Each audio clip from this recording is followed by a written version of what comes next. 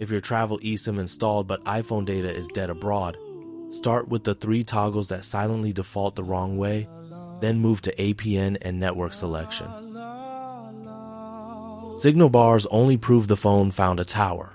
Cellular data flows through one selected line, and abroad iOS often leaves that slot on your home carrier while the travel eSIM sits idle. First, turn the travel line on. Installed does not always mean enabled. Until the eSIM line is on, its cellular data options stay gray, and the phone cannot use it for data. Second, make the travel eSIM the cellular data line. Tap cellular data and pick the travel plan. Leave allow cellular data switching off during testing so iOS does not hop back home. Third, turn data roaming on for the travel line. That is different from home carrier roaming. The travel plan is already priced for foreign networks. The home line is the one to keep locked down.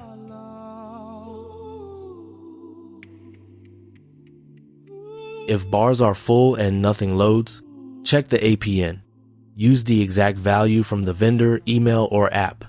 Enter it under cellular data network and reset the screen if you mistype it. Automatic network selection can choose a partner your eSIM cannot use. Turn automatic off, pick a carrier listed by your vendor, then use a 15-second airplane mode cycle to re-register. When settings look right, check eligibility.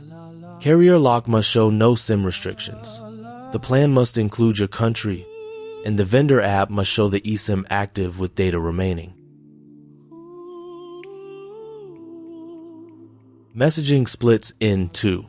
iMessage, FaceTime, and WhatsApp can ride the travel eSIM data, but bank SMS codes still go to your home number, so keep that line on with data roaming off.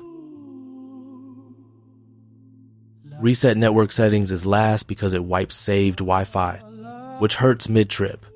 Use it only after the toggles, APN, manual network selection, and vendor plan checks all fail.